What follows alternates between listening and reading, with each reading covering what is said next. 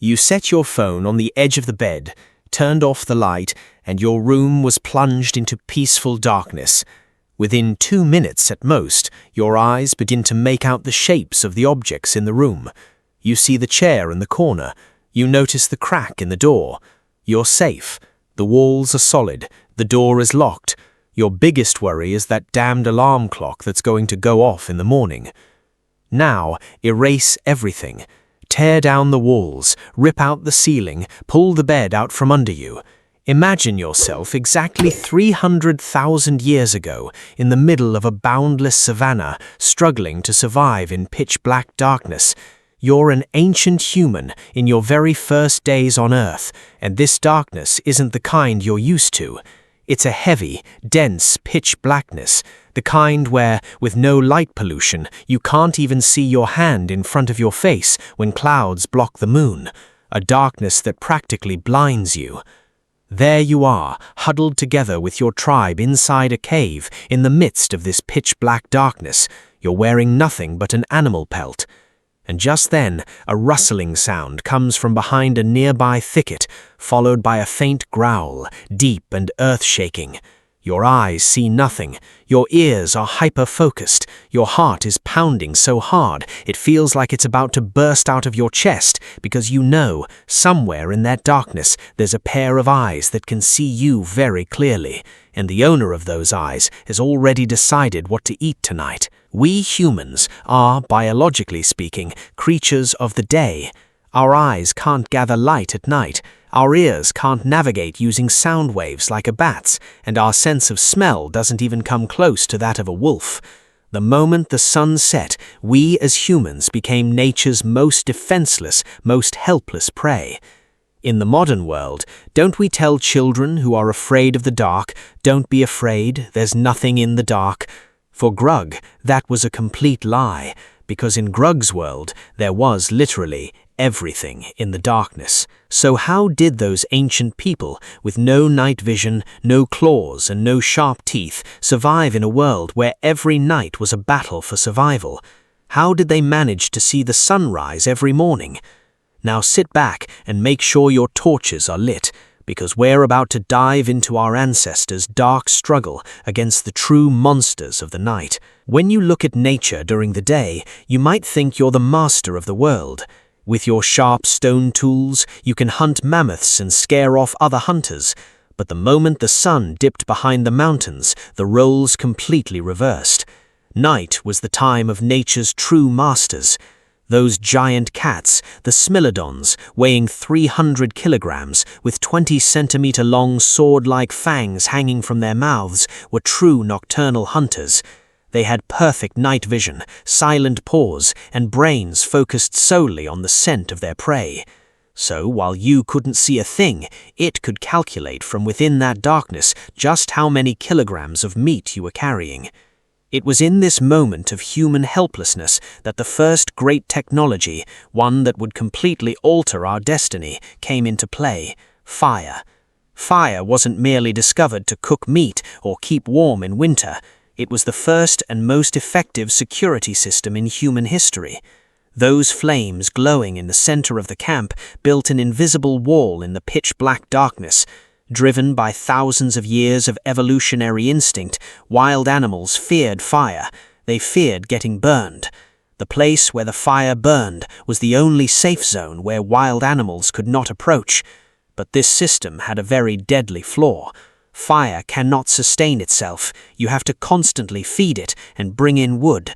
Even the slightest dimming of the flames meant that the wild animals lurking nearby would grow bolder, and if the fire went out completely, it was the equivalent of the entire tribe becoming an open buffet. That's why our ancestors never all fell into a deep sleep together at night. That frustrating concept we call a night shift or night watch in today's modern world actually began in our tribe 300,000 years ago. Our lovable friend Grug would sit by the fire with a heavy wooden club in his hand, listening to the pitch-black darkness. His task was simple but no joke, to keep the fire burning and stay on guard against even the slightest whisper coming from the bushes. If Grug let the fire go out that night, or dozed off for even a moment, it could mean that a few members of the tribe, including himself, would be missing the next morning. But the fire wasn't always enough. Sometimes storms and torrential rains would strike so fiercely that the sacred flame would go out in a matter of seconds. At that moment, human ingenuity had to come up with another solution to nature's fury. Caves? Cartoons always tell us that everyone has their own luxurious, spacious cave. Big lie. The truth is, caves weren't all that common in nature.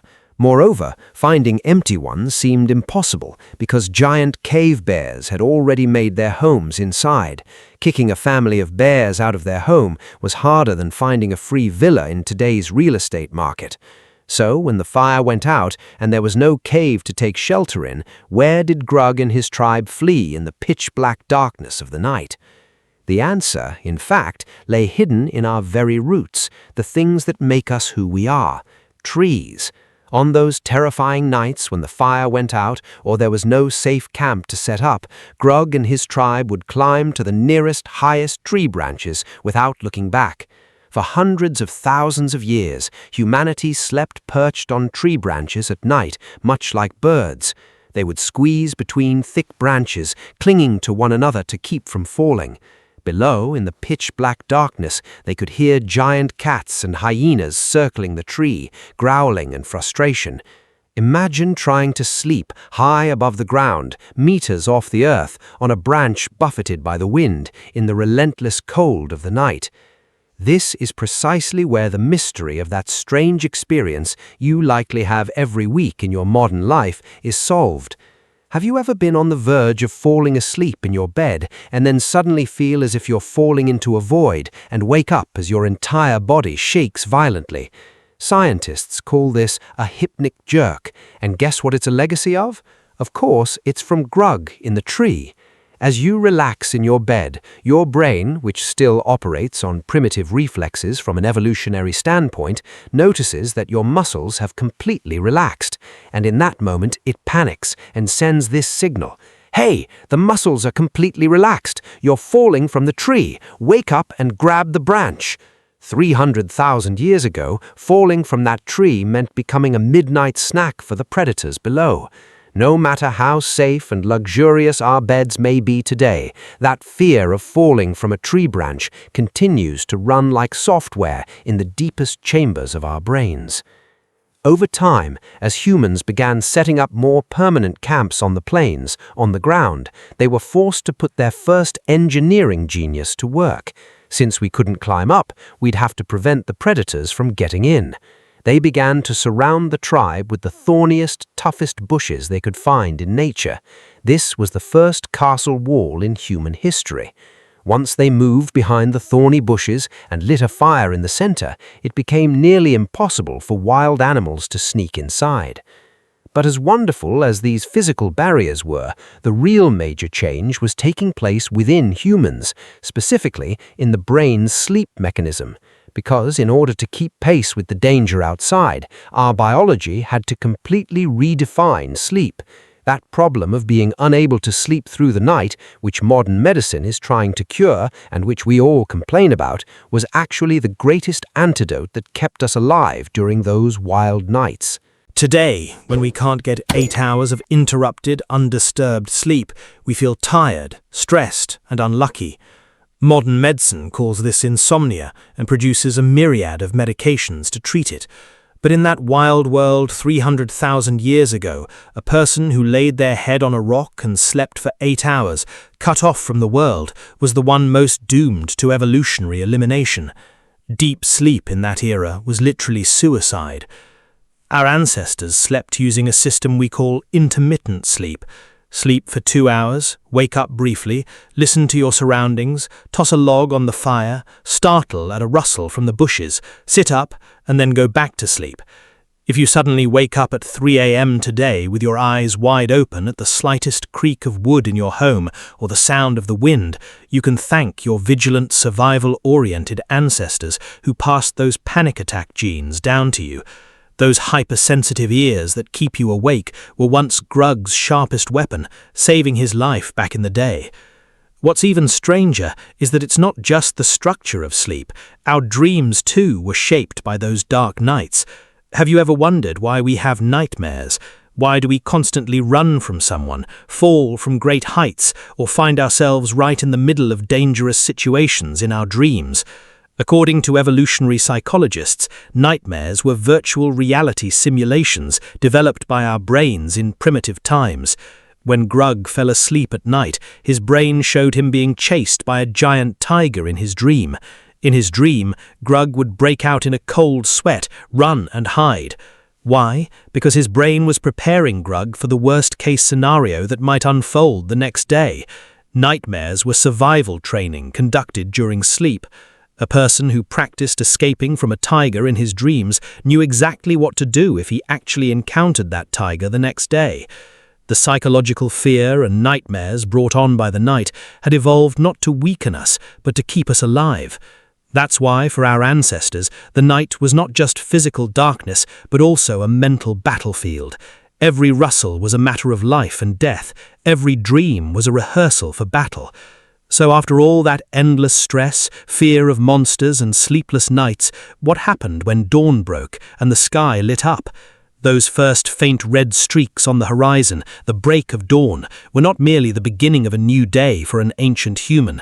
That line signified that they had officially won the battle for survival, that they had managed to stay alive once again. As the sun rose, the night's arrogant, deadly predators retreated one by one into the shadows, ceding the field to humanity once more. Grug, with dark circles under his eyes from exhaustion and a stiff neck but without a single scratch, stepped out of his sheltered camp. He looked up at the sky, took a deep breath, and likely thought to himself, "I didn't die today either." This relentless battle against the darkness was repeated every night for hundreds of thousands of years, and humanity did not settle for merely hiding or fleeing. Through its intellect, fire, and loyalty to one another, it succeeded in taming the darkness. The wild beasts of the night could not destroy us. On the contrary, they bound us closer together. Those first friendships forged around the fire, those first alliances formed to protect against the darkness, laid the foundation for our social bonds today. Now think about it. When you lie down in your bed tonight, that slight shiver you feel the moment you turn off the lights in your room is actually a very familiar guest. That fear is not a weakness of yours. It is a small, precious legacy of survival left to you by Grug, who 300,000 years ago stood in the middle of the savannah in pitch darkness, holding a stick and watching the fire, ready to leap at the slightest rustle. It is ancient software etched into your genes to protect you. One day, everything changed. We built cities, erected massive streetlights, and installed steel doors on our homes, keeping the darkness completely out. But our biology has never forgotten those days. No matter how safe we may feel behind our walls, a corner of our brain is still perched on that ancient tree branch, listening for the growl coming from below. Because no matter how modern we become, deep down we're still exactly the same as our ancestors who survived those dark nights to reach the present day. We are the children of those who survived the darkness. Take care of yourselves, and don't forget to lock your door twice before going to sleep tonight. Sweet dreams.